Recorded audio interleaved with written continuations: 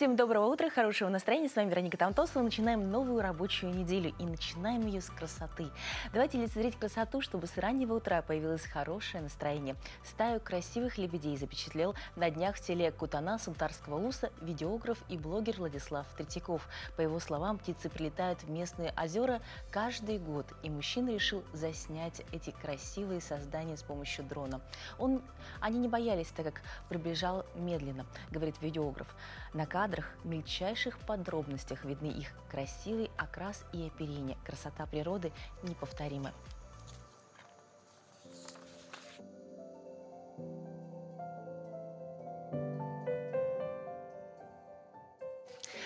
Правда, очень красивые кадры. Несмотря на то, что на улице холодает, такую красоту природы можно увидеть по сей день. Еще золотые листья и просто очень красиво за окном. Так что взгляните. А прямо сейчас спешим рассказать о том, что же одеть. Итак, о погоде. В центральных районах -2, -4, в Заречной группе 2,8 ниже 0, в южных 1,6 со знаком минус, в Вилюйской группе -2, в Нижнеленских 4 градуса мороза, в западных -2, -4, в Колыма и Дигирской группе Усов -3, +5. В Янских от 0 до -4. На северо-западе 1,10 ниже 0. В Якутске в 6 часов утра температура составила -4 градуса. Атмосферное давление 746 миллиметров ртутного столба. Ветер юго-западный 3 метра в секунду. Сегодня днем преимущественно без осадков. Ветер северо-западный 4,9 метров в секунду. Порывы до 15-18 метров в секунду. На дорогах гололедица, подсказывает мне сейчас группа. А температура будет приемлемая от 0 до +2 в столице. Да, будьте очень осторожны. Правда, все подмерзло. Там везде лед, очень прохладно. И переходим к новостям. Если вы еще не проснулись и хотите спать, то наверняка следующая новость вас оживит. В Сеуле прошел один из самых необычных конкурсов. Чтобы победить его, участникам не надо было ничего делать, просто спать, сообщает Мир-24.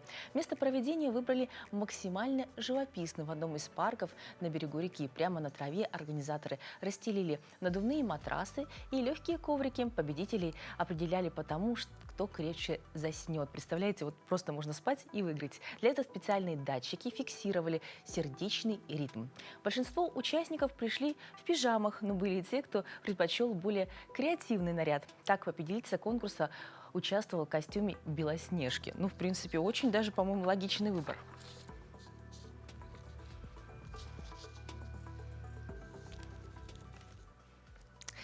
А пока вы спали, происходят новости, да?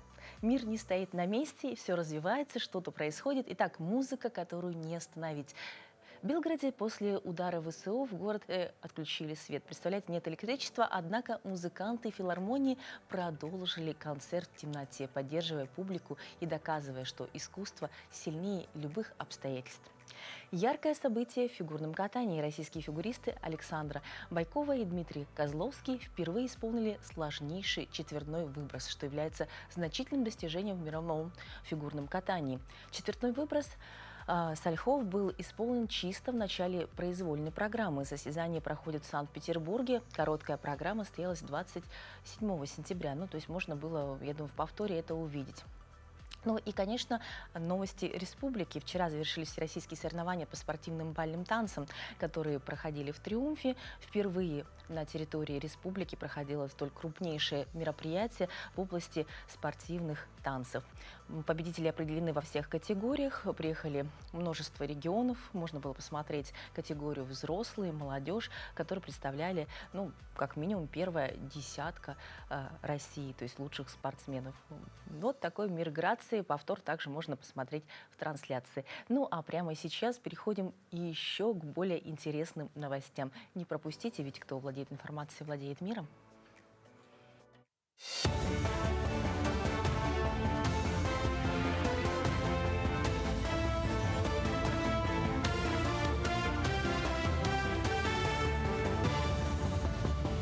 Доброе утро, коллеги. Далее блок новостей. До конца этого года планируется соорудить первую опору Ленского моста. Крайняя опора левобережной эстакады будет установлена на 18 сваях, устройство которых было завершено ранее.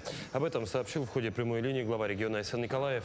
Он отметил, главное, завершены работы по сборке первого кофердама. Всего таких будет 3 под каждый пилон моста. Вывод в русло реки планируется в июне следующего года, сразу после весеннего ледохода при большой воде. В этом году на левом берегу здесь уже одна из опор моста, вот крайняя, будет уже строиться для эстакады. На той стороне сейчас там вот проезды, отсыпка идет для эстакад. В следующем году кофердамы должны быть уже установлены на самом русле реки. То есть все идет по плану. Конечно, такое, это еще раз говорю, стройка мирового масштаба. Я вот когда читаю иногда вот этих дилетантские рассуждения некоторых людей, которые в жизни, наверное, мостик даже через уручение построили, да, это просто иногда смешно, иногда горько, да, обсуждают, не понимая даже, о каких вещах здесь идет речь. Мошенники разработали новую схему обмана россиян, позволяющую им красть данные банковских карт через мобильные приложения бесконтактной оплаты. Об этом сообщили в пресс-центре МВД страны. Злоумышленники предлагают жертвам установить приложение, такое как NFC Gate, под предлогом переустановки банковского предложения. На самом деле это приложение активирует NFC-датчик смартфона, который передает данные карты мошеннику при контакте с платежным терминалом. Территорию пролета Стерхов в Охотском перевозе могут включить в список природного наследия ЮНЕСКо. В данное время Якутия ведет соответствующие переговоры. Об этом сообщил глава региона Айсан Николаев во время прямой линии. Он подчеркнул важность многолетней работы якутских ученых и экологов, благодаря которым удалось значительно увеличить численность птиц. В Якутске состоялась ярмарка товаров и услуг, представленных колледжами и техникумами региона. Посетители смогли приобрести продукцию, созданную студентами. Это свежие мясные полуфабрикаты и копчености, выпечка, изделия декоративно-прикладного искусства, предметы интерьера и одежда. В рамках ярмарки прошли мастер-классы по применению технологий искусственного интеллекта, изготовлению сережек и традиционных оберегов. В мероприятии приняли участие 13 колледжей и техникумов. Само оно организовано в рамках 85-летия системы среднего профессионального образования. В этот раз он проводится в третий раз. В предыдущие годы мы проводили на площадке торговых рядов Кружала, но в этом году случилось так, что мы оказались в Центре волонтерства Республики Саха-Якутия. Сегодня здесь представлены товары и услуги, произведенные и производимые в наших колледжах. И, как всегда, с утра мы продолжаем делиться с вами не только хорошим настроением, но и полезной информацией. С началом учебного года многие студенты и их родители задаются вопросом, как оформить социальную стипендию. Это дополнительная мера поддержки государства, которая может стать хорошим подспорьем в течение семестра. Но чтобы ее получить, сначала нужно собрать необходимые документы. Кто может на нее претендовать, какие документы приготовить и куда обращаться, нам сегодня расскажет специалист контакт-центра ГАО МФЦ Республики Саха-Якутия Эля Хабарова. Эля, доброе утро. Доброе утро. Ну, на самом деле, все студенты, наверное, кто не знал, будут очень рады, что есть дополнительная социальная поддержка. Расскажите, что представляет собой эта справка? Данная справка – это официальный документ, который подтверждает право получения студентам государственной социальной стипендии, если он учится очно на бюджете и относится к одной из категорий. Это дети-сироты, дети, оставшиеся без попечения родителей, а также потерявшие одного или обоих родителей, да, на период обучения, ветераны боевых действий, лица, проходившие службу по контракту военную не менее 3 лет, и граждане, получившие государственную социальную помощь. Ну, получается, достаточно такой большой список. Да. Какую государственную социальную помощь нужно получить, чтобы подходить под условия получения справки? Право на получение справки имеет студент, который учится очно, да, на бюджетной основе и также еще соответствует нескольким условиям. Это имеет прописку на территории Республики Саха-Якутия и также получает государственную социальную поддержку. Или же, если кто-то сам студент, или же один из членов его семьи получает, например, региональную социальную доплату к пенсии, либо единовременную адресную материальную помощь малоимущим, единовременная материальная адресная помощь на подключение жилых домов к источникам теплоснабжения. Если же кто-то является участником социальный контракт, да, это программа и если они получают государственную социальную помощь. Мгм. Ну, достаточно такой большой перечень. Нужно будет поинтересоваться, видимо, у близких, да? Какие документы нужно для этого оформить? Перечень документов очень простой. Это паспорт студента и справка с места обучения, где указана полная информация о студенте. В случае обращения представителя также предоставляется помимо его паспорта простая письменная доверенность от студента. Если студенту нет 18 лет, то обращается законный представитель, подает заявление, предъявив свой паспорт и свидетельство о рождении ребенка. А вот именно подтверждение социальной помощи, вот в подтверждение этого какие документы представляют? Тоже какая-то справочная информация? Ну, что ты соответствуешь категории? Да, вот справка с места обучения именно и паспорт, основные документы, это основной перечень. Где и как можно оформить эту справку? Оформить заявление можно двумя способами. Самый быстрый – это подача заявления в электронном виде через госуслуги. И, обратившись в центр «Мои документы», в МФЦ могут помочь подать заявление как в электронном, так и в бумажном виде. Сколько примерно ждать готовности? Срок предоставления услуги через портал госуслуги максимальный 10 рабочих дней. А если обратились через МФЦ, то максимальный срок составит 13 рабочих дней. Ну, вот студент справку получил, но дальше, как правило, не знает, что с ней делать. Куда ему обращаться? После получения справки необходимо обратиться в деканат, либо профком. Важно уточнить в учебном заведении, в какие сроки нужно подать заявление на получение стипендии, чтобы не пропустить, да. И да, обращаются в профком, ну, и в отдел по стипендиальному обеспечению. Ну, то есть дальнейшая выплата зависит уже от учебного заведения. Да. Нужно успеть в те периоды, когда оформляются списки. Да. Ну, то есть если, допустим, не успели в сентябре, соответственно, можно там во втором семестре как-то обратиться в зависимости. Как можно записаться на прием в многострадальный центр? То есть у вас есть сайт, бот и еще что-то, да? Да, предварительно записаться на прием можно, воспользовавшись сервисом сайта «Мои документы», либо позвонить по номеру горячей линии МФЦ 8 800 100 ровно 22 16. Спасибо большое за подробную информацию. Я уверена, что теперь стало понятнее, что это за справка, и больше студентов будут обращаться. Дорогие друзья, на начало рабочей недели – это всегда необходимость заряда энергии на целую неделю, особенно если идти на работу совсем не хочется, но по объективным причинам работодатель задерживает заработную плату. Разбираемся, как решить проблему от заявления до жалобы в трудовую инспекцию и увольнений без отработки. Об этом сегодня в нашей постоянной рубрике «Советы юриста».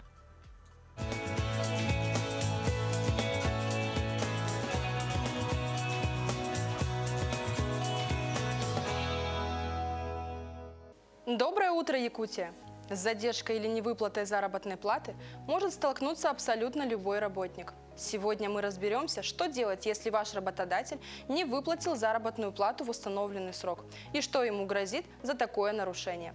У компаний бывают разные причины задержки или невыплаты заработной платы. Финансовые трудности, недобросовестность руководства или даже ошибки в бухгалтерии. По трудовому законодательству работодатель обязан выплачивать зарплату в установленные предприятием сроки, но не реже, чем каждые 15 дней. Зарплата считается задержанной с первого дня после установленной даты. То есть, если зарплата должна быть 10 числа месяца, то с 11 числа уже наступает просрочка ее выплаты. Несмотря на это, Трудовым кодексом установлен максимальный срок задержки, который может составлять не более 15 суток. После этого работник может защищать свои интересы установленными законом способами. Например, приостановить свою рабочую деятельность до выплаты заработной платы. Об этом необходимо уведомить в письменном виде работодателя. Работник также имеет право обратиться с жалобой в трудовую инспекцию, прокуратуру или с заявлением в суд о взыскании с работодателя невыплаченных сумм. При этом работник вправе рассчитывать на компенсацию за задержку выплат. При этом неважно, зарплата это, аванс или отпускные. Также не имеет значения и причина просрочки по задержке заработной платы. Компенсацию за просрочку работодатель обязан выплатить даже в случае невиновного поведения. Например, если задержка произошла по вине банка, в котором открыт счет для начисления заработной платы. Рассчитать сумму компенсации можно по формуле, применяя одну 150-ю ставку Центробанка. Например, Возьмем сумму долга в размере 10 тысяч рублей и просрочку в 30 дней. 10 тысяч мы умножаем на количество дней просрочки, то есть на 30, и умножаем на одну 150-ю ставку Центробанка. Получается, что при нынешней ставке в 17% сумма компенсации за 30 дней составит 340 рублей. Данный пример мною просто смоделирован для наглядности. В вашем случае расчет может получиться совершенно другой. Сейчас расскажу вам кратко о порядке действий. Во-первых, обратитесь к работодателю с требованием выплатить заработную плату. В исключительных случаях приостановите работу. Далее обратитесь в компетентные органы. Как я уже говорила ранее, в трудовую инспекцию или в прокуратуру. Если все возможные способы вами уже исчерпаны, обратитесь с исковым заявлением в суд. При подаче заявления истец освобожден от уплаты государственной пошлины, а иск можно направить в районный или городской суд по месту вашего проживания.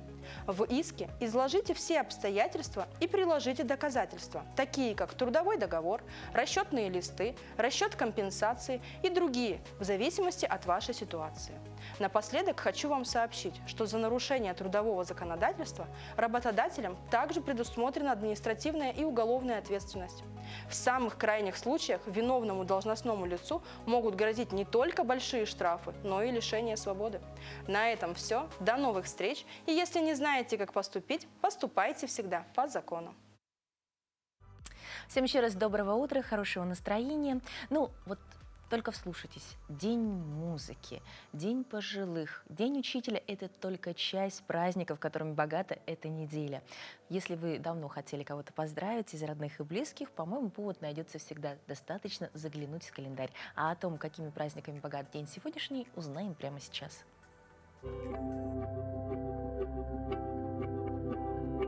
На календаре 29 сентября. Сегодня Всемирный день сердца, День отоларинголога и Международный день распространения информации о продовольственных потерях и пищевых отходах. По народному календарю Ифимия – птичья костка. В этот день на Руси ловили птиц и гадали по их косточкам о том, какой будет зима. Чем больше жира наросло на кости глухаря или утки, тем сильнее будут морозы. Смотрели и на другие приметы. Если на Ифимию тепло и сухо, то зима придет поздно и будет мягкой. А если в этот день слышали гром, ждали бесснежную зиму. Это день в истории. 1650. В Лондоне открылось первое в мире брачное агентство. 1907. В Петербурге началось движение трамваев. 1938. В Советском Союзе созданы оперативно-поисковые подразделения МВД, 7-е управление. 1983. Состоялся первый полет советского транспортного самолета Ан-74. 1984.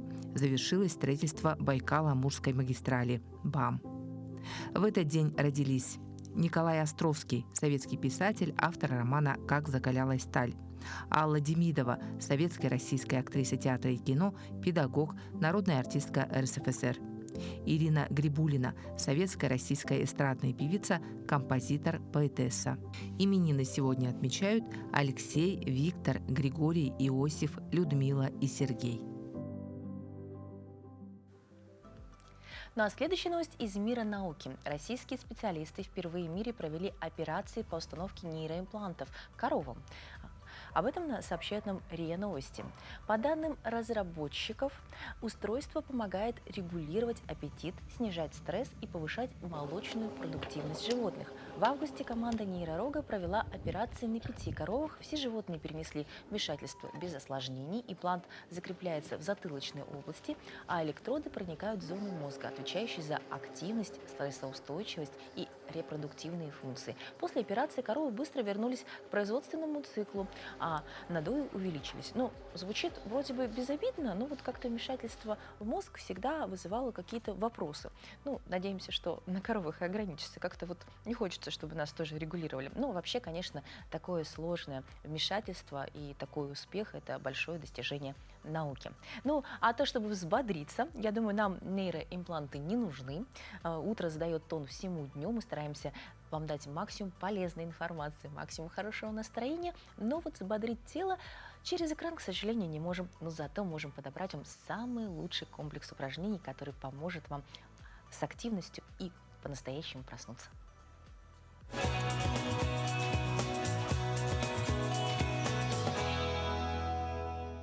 Всем доброго утра! Сегодня наша зарядка будет посвящена нашей осанке, чтобы мы стояли ровно, красиво. Для этого нам понадобится сегодня ремень, фитнес-ремень.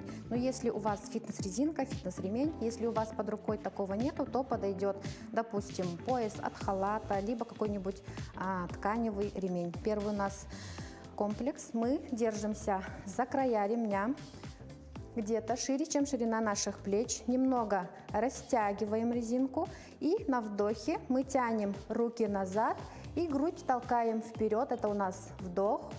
И с выдохом подбородок чуть-чуть груди, руки вперед и прямо лопатками толкаемся назад. Это выдох. И снова вдох. Резинку все время тянем, грудь вперед, руки назад. И выдох, подбородок к груди, руки вытянули вперед и скруглились в грудном. Делаем это упражнение 5-6 раз, все время натягивая резинку. Следующее. Положение исходное такое же. Руки вытянули вверх, растягиваем резинку. Здесь мы делаем вдох. И с выдохом уходим в наклон вправо. Таз у нас остается, левая верхняя рука у нас прямая. И мы ее прямо тянем вниз, хорошо вытягивая бок. На вдохе вверх. И с выдохом тянем другую сторону. И снова вдох вверх. И с выдохом в конце, когда мы сделали 5-6 повторений, мы здесь в конце остаемся немного, держим статику 5-6 секунд. Возвращаем руки наверх, опускаем руки. Тут плечи могут затекать, поэтому между упражнениями плечи оттягиваем по 2 раза назад и 2 раза вперед. Растягиваем снова резинку и начинаем просто тянуть руки назад, пытаемся свести лопатки. Здесь мы делаем вдох. И с выдохом тянем руки назад, выдох, раз. И поясницу держим, мышцы живота у нас активны, 2. Так мы делаем 7-8 повторений. И в конце мы тоже держим статику.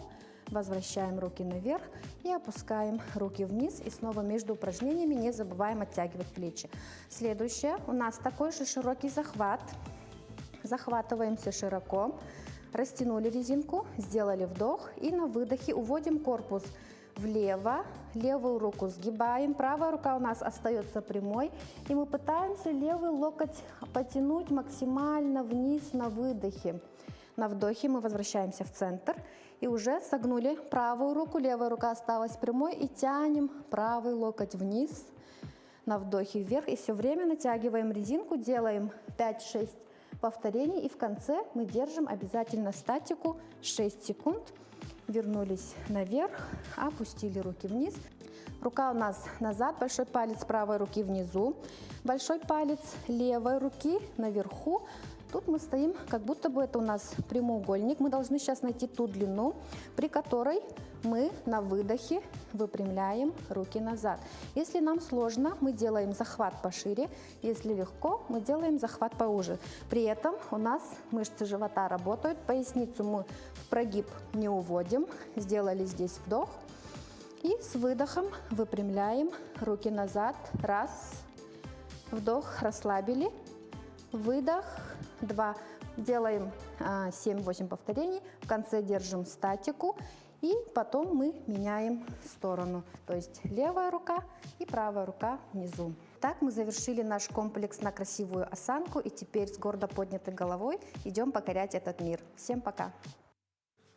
Да, покорять мир нужно обязательно, и покорять его нужно улыбкой. Что ж, широко улыбнулись. Я думаю, теперь у вас точно доброе утро и хорошее настроение. Напоминаю, что у нас есть телеграм-канал. Если вы что-то пропустили, только что проснулись, то всегда можно посмотреть самые интересные новости, самые последние события. Мы с удовольствием делимся с новостями республики, мира и, конечно, зарядом позитивных эмоций и хорошего настроения. Ну, кстати, о хорошем настроении. Китайское эрху, гунджен, русский баян, балалайка, якутский хамус и купсюр. Представьте, как все эти музыкальные инструменты и еще другие звучат вместе. Это не фантазия. Российско-китайскому оркестру народных инструментов уже почти год. И в Якутске в эти дни состоится единственный гала-концерт этого уникального, единственного в мире коллектива. На репетиции побывала наша съемочная группа. Китайская музыкантка Цао Циньси настраивает инструмент под названием гунчэн, история которого насчитывает более 2500 лет. Играть на нем непросто, и учиться нужно не 1 год. Она уже занимается почти 14 лет. Если какая-то трудность, это просто когда она нажимает струны, вот здесь бывает болит и будет мозоли. Студентка АГИКИ Наталья Заровняева, единственная солистка из числа якутских студентов, выйдет на сцену вместе с российско-китайским оркестром. Никогда в нашем городе, в России, такого уникального проекта никогда не было. Чувствую волнение и ответственность. Волнение и ответственность чувствует и главный инициатор этого уникального проекта – дирижер Николай Пикуцкий. Есть в мире несколько оркестров российско-китайских симфонических.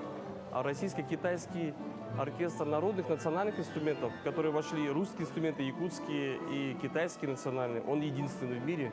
В этом его уникальность. Еще одна особенность в составе оркестра, объединившем музыкантов-студентов, педагогов и выдающихся исполнителей России и Китая. Органичное сочетание звучания национальных инструментов разных народов – результат кропотливой творческой работы большого числа профессионалов. По словам дирижера, до этого не было готового репертуара для такого необычного состава оркестра. Поэтому часть партитуры была адаптирована, а часть заказана специально у композиторов. Адаптировали произведения выдающихся российских, китайских, якутских композиторов, а также создали 4 мировые премьеры, специально написанные для этого коллектива. Мы сделали заказы выдающимся композиторам. Ефремову Подгайцу, советскому композитору, Михаилу Бронеру, советскому композитору, и Вячеславу Семенову, советскому композитору, а также Николаю Михееву, якутскому композитору. Понимать друг друга музыкантам помогают переводчики, но чаще всего приходится общаться на понятном для всех языке музыки.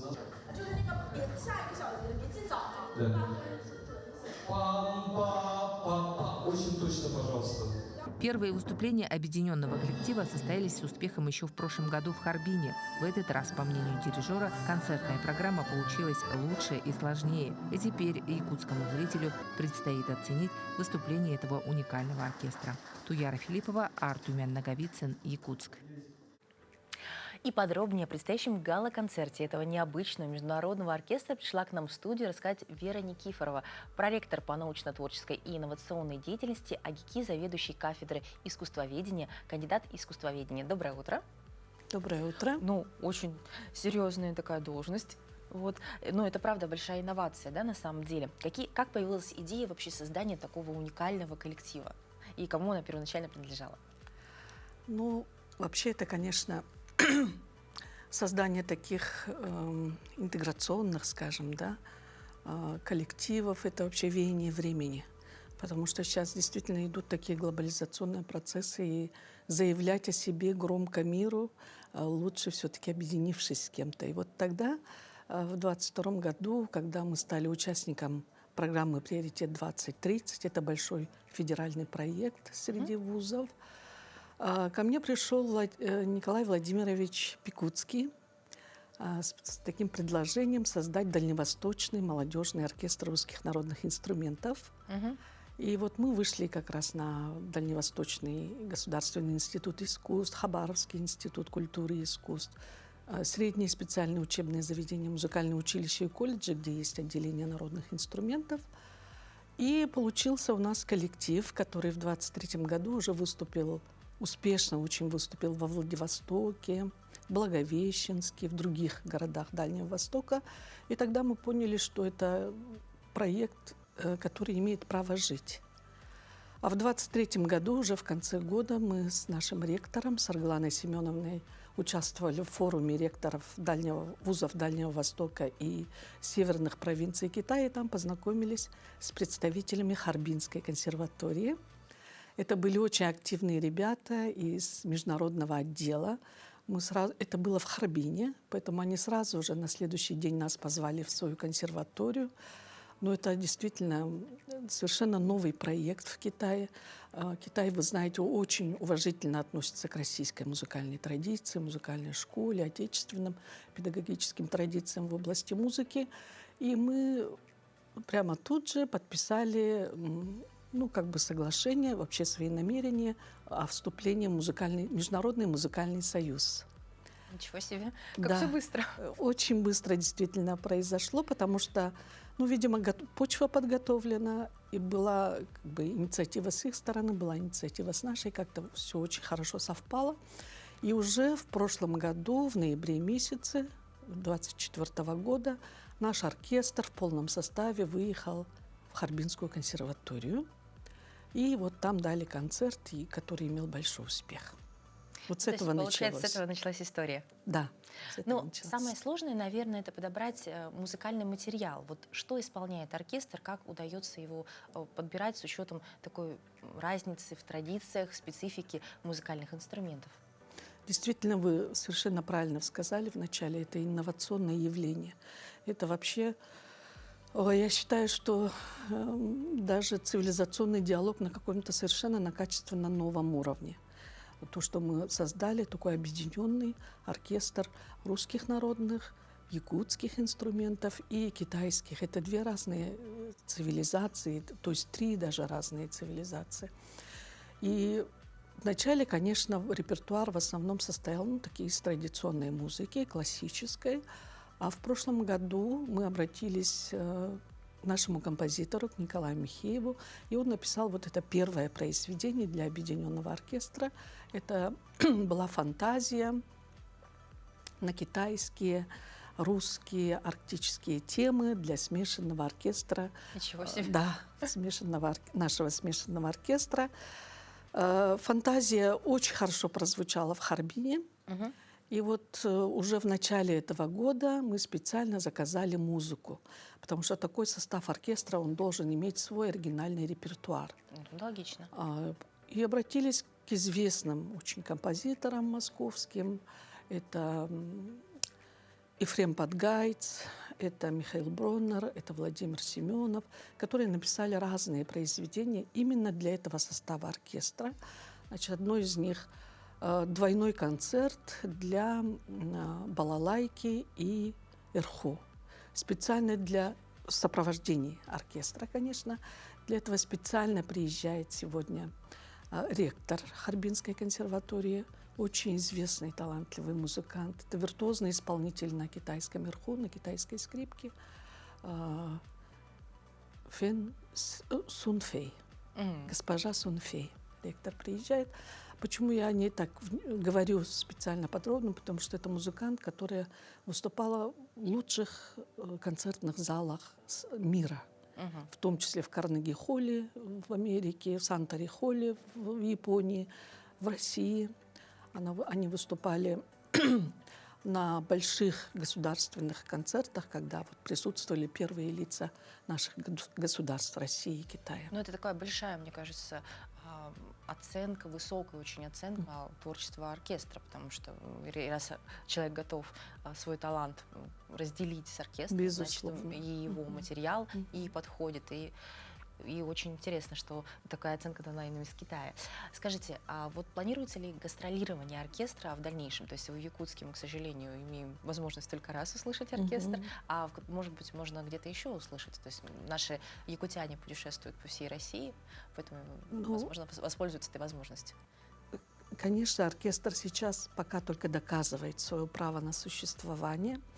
Войти в музыкальные маршруты мировые, конечно, это непростое дело.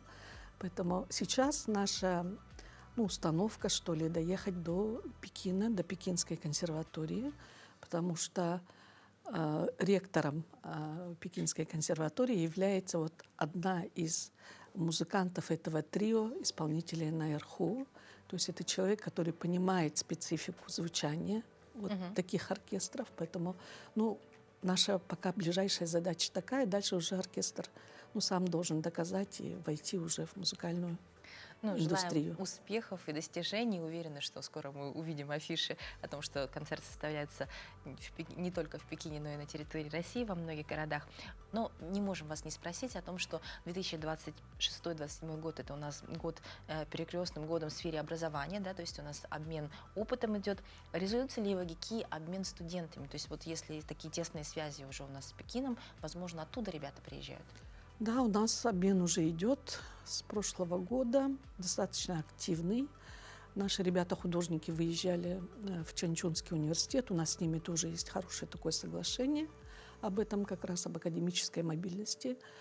Сюда приезжали вокалисты, потому что российская вокальная школа очень славится в мире. И сейчас тоже выехала группа студентов, то есть у нас этот обмен продолжается, он будет все более масштабироваться, активизироваться, поэтому... Ребята, наверное, делятся уникальным опытом своей уникальной школы. То есть из Китая, мы своей, конечно, российской. Огромное спасибо, что пришли. Очень интересно. Это можно обсуждать бесконечно, потому что искусство близко очень всем. Конечно, мы с гордостью хотим вас поздравить с званием заслуженного деятеля искусств. Спасибо, что пришли. Желаем вам дальнейших профессиональных успехов, великолепных студентов и реализации всех масштабных проектов. Спасибо большое. И вам успехов. Спасибо, доброго утра еще раз. Дорогие друзья, это правда уникально, когда у нас в республике можно услышать такой оркестр, поэтому если у вас есть возможность, обязательно ей воспользуйтесь.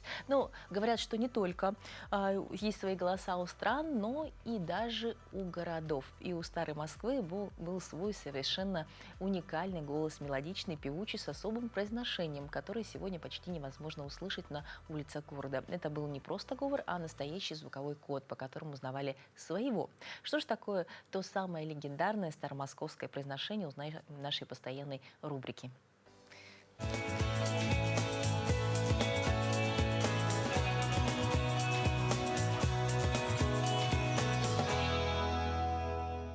Доброе утро, дорогие телезрители! Во время нашей прошлой встречи мы с вами немного заглянули в историю русского литературного языка и поговорили о таком явлении, как старомосковское произношение. Нужно отметить, что те черты, о которых говорят, описывая старомосковское произношение, появились не в одно и то же время. Одни черты возникли раньше, другие позже. Но старомосковское произношение характеризуется не временем возникновения, а временем своего исчезновения, а именно 40-х годов прошлого века. Яркой чертой старомосковского произношения было произношение ш-т и ш-н на месте орфографического буквенного ч-н и ч-т. То есть принято было говорить скучно, конечно, булочная, молочный, коричневый, пустяшный, что и чтобы. Некоторые из этих вариантов произношения сохранились в современном русском литературном языке, а некоторые считаются нерекомендованными или устарелыми. Например, до сих пор правильно произносить «чтобы», «скучно», «конечно». А вот носители традиционного петербургского произношения говорят «чтобы» и «конечно». Что же по этому поводу говорит словарь? По поводу слова «пустяшный» и «булочная» большой орфоэпический словарь русского языка говорит о том, что можно произносить и ЧН, и ШН. То есть можно говорить и булочная, и булочная, и пустяшный, и пустячный. Относительно слова «коричневый», наоборот, не стоит произносить «коричневый». Это употребление считается нерекомендуемым. А относительно слова «молочный», то словарь утверждает, что можно говорить «молочная каша», но такое произношение будет устарелым. Давайте, конечно, говорить правильно. Всего доброго!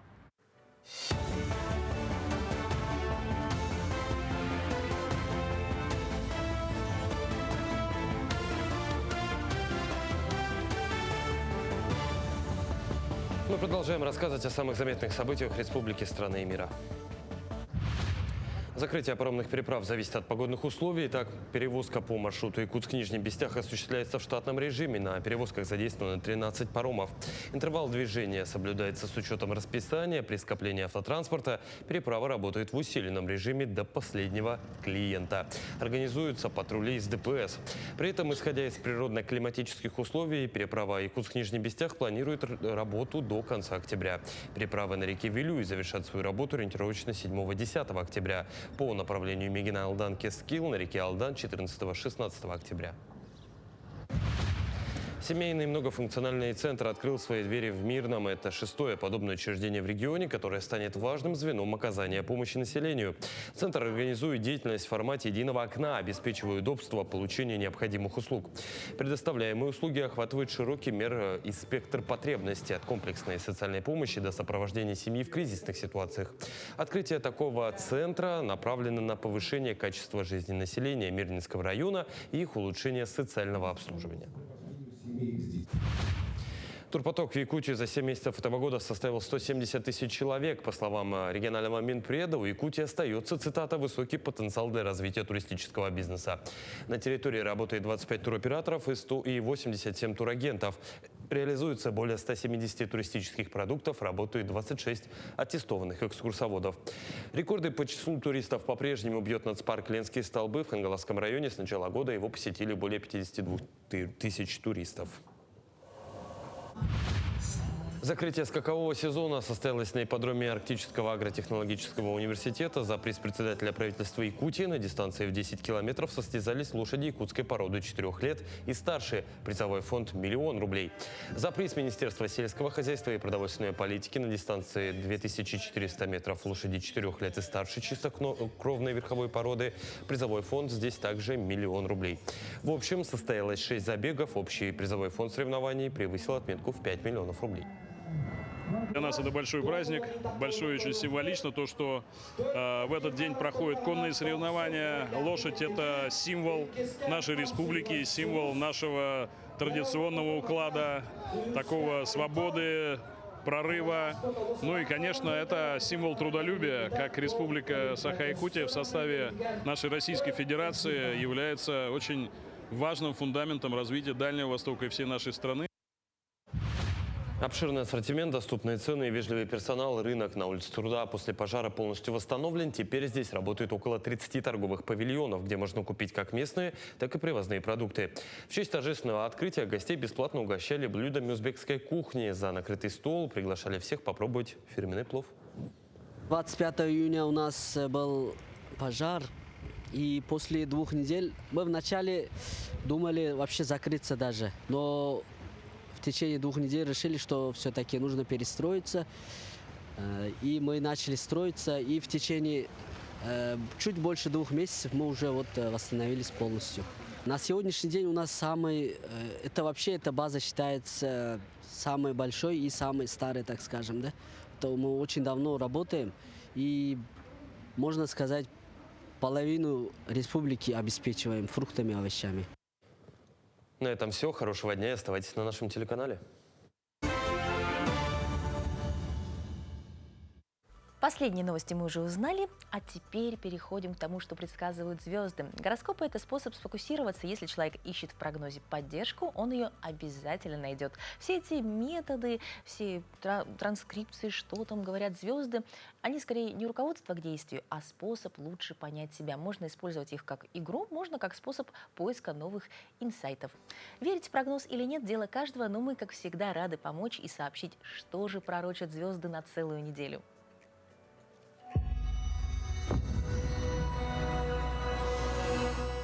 Неделя у Овнов начнется практично, но уже с середины придется сосредоточиться на отношениях. Партнерство станет главной темой. Венера в Скорпионе напомнит, что настоящая близость требует честности. К выходным ваш внутренний огонь загорится ярче, появится вдохновение и стремление к новым целям. Тельцы почувствуют, как меняется энергия. Венера переходит в ваш противоположный знак – Скорпион. В отношениях возможна глубина, но и ревность. В работе и в делах важно уделять внимание мелочам, от них будет зависеть результат. В конце недели время для откровенных разговоров с близкими. Юпитер в знаке Близнецы дает массу идей и контактов, и эта неделя не исключение. Появится необходимость упорядочить жизнь, особенно рабочую сферу. В отношениях станет важен не блеск, а искренность. К выходным вы почувствуете прилив оптимизма и новые планы. Внимание раков смещается к дому и семье. Но важен баланс. Нужно сочетать личное и рабочее. Усиливается романтика и глубина чувств. Для вас это может быть временем признаний. К выходным захочется расширить горизонты, поездка или новые идеи вдохновят. Львы начинают неделю в деловом ключе, но постепенно энергия смещается на общение, поездки и обучение. Усиливаются эмоциональные разговоры. Слова будут звучать глубже и весомее. К выходным Луна в Стрельце подарит ощущение легкости и желание приключений. Девы, начало недели пройдет под знаком вашей энергии. Сосредоточьтесь на делах и планах. Возможно, изменения в общении, появятся серьезные разговоры, возможно, признание. К выходным ваш фокус сместится к дому и личной жизни. Весы. Особое обаяние и ясность мыслей. Вы в центре событий. Переключите внимание на ресурсы. Вы можете пересматривать ценности и финансы. Конец недели принесет вдохновение и новые горизонты. Скорпионы. Ваше время начинает набирать силу. Венера входит в ваш знак, делая вас особенно притягательным. Эмоции становятся глубокими, отношения более насыщенными. Важно использовать эту энергию для созидания, а не для борьбы. К выходным появится стремление к расширению. Новые планы и идеи зазвучат ярко. Для стрельцов неделя связана с внутренней работой и скрытыми процессами. Пробуждаются подсознательные желания и старые эмоции. Хорошо заниматься творчеством или духовными практиками. Но уже к воскресенью Луна в вашем знаке принесет легкость и прилив радости. Козероги сосредоточены на делах и карьере. Но в то же время для вас открываются новые возможности в дружбе и союзах. Возможно, кто-то из близкого круга поможет вам в деле или поддержит в нужный момент. К выходным вы почувствуете желание больше времени проводить в тишине. Водолеи, выстраиваете дальние планы. Ваши действия будут замечены и оценены. Хорошее время для серьезных разговоров с начальством или коллегами. К воскресенью появится радость общения, встречи с друзьями или новые идеи. Неделя открывает новые горизонты для рыб. Солнце и Венера помогают глубже понять свои ценности и связи. Возможно, это время духовных поисков или обучения. К концу недели энергия сместится в практическую сферу. Придется наводить порядок в делах и планах.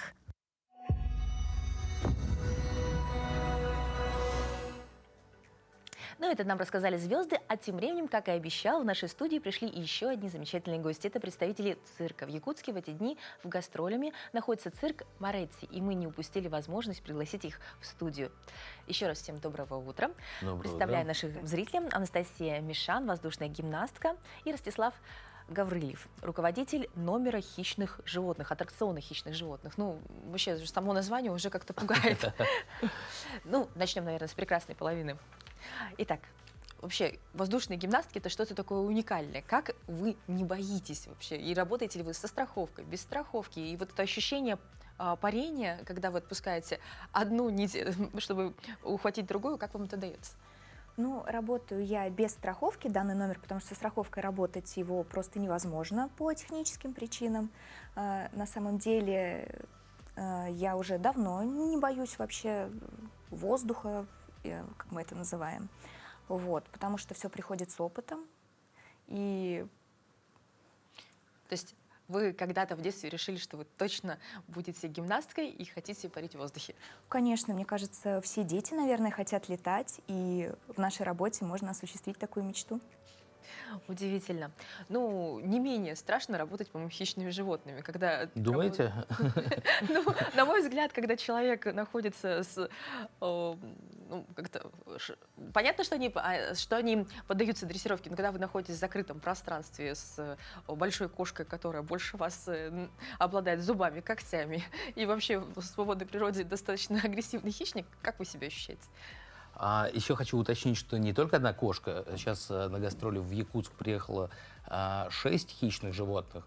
Из них 1 белый бенгальский тигр, 4 рыжих тигра и 1 африканский лев. Красавчик, черногривый лев.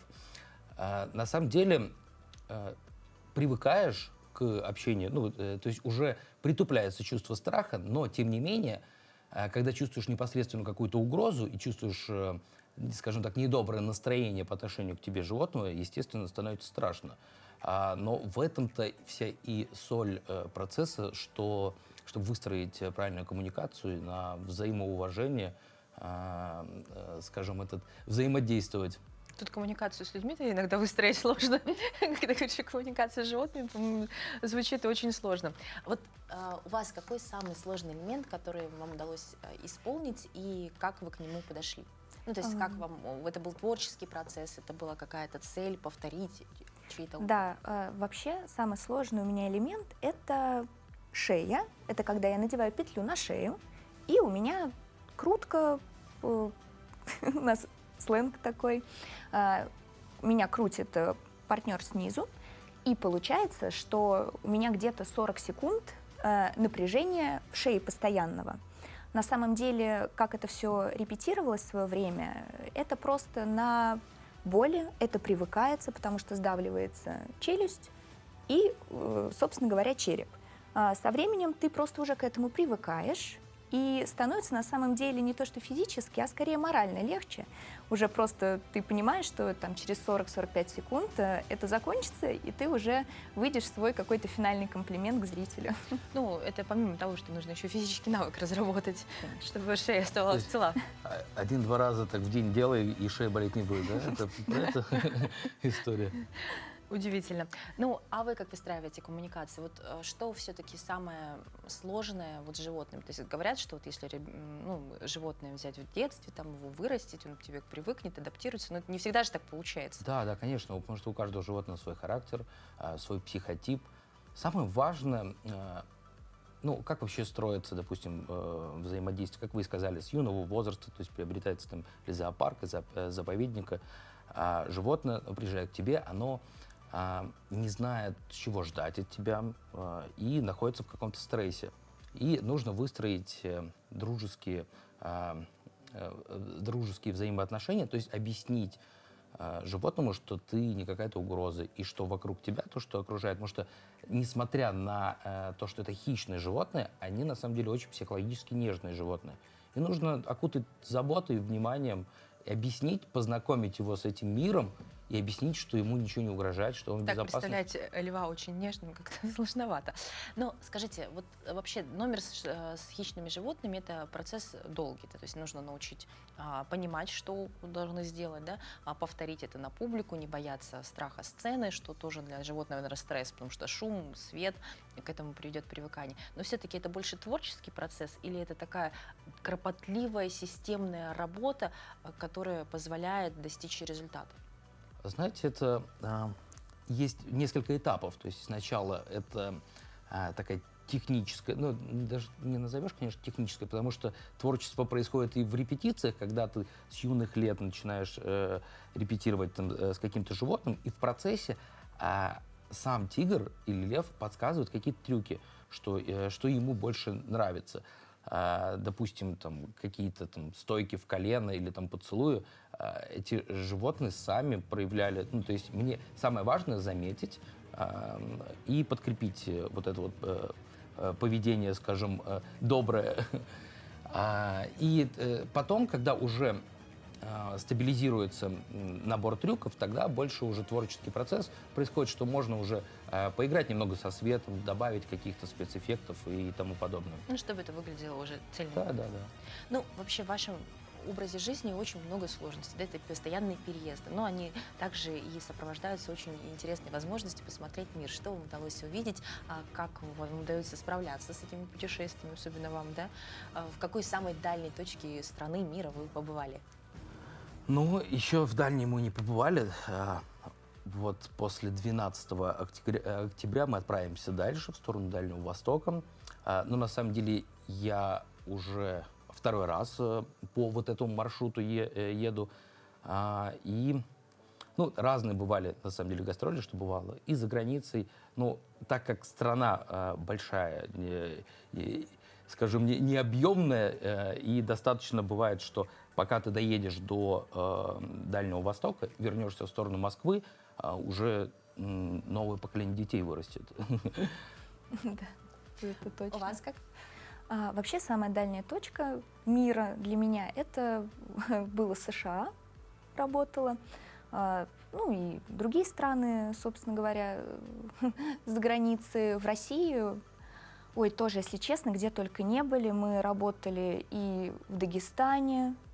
И вот представляете эту дорогу от Дагестана до Якутска, просто, это вся страна, если честно. Так что, правильно сказал Ростислав, да, мы еще не доехали просто до самой дальней точки нашего пути. Сейчас современные дети, они очень изменились, да, то есть они обладают большим доступом к информации, к разным видеороликам, к разным спецэффектам. Как удается сохранить их интерес и вот это чувство чуда, когда они попадают на шоу цирка? А все очень просто, потому что цирковое искусство — это искусство настоящее. То есть у нас нету ни дублей, ни повторов.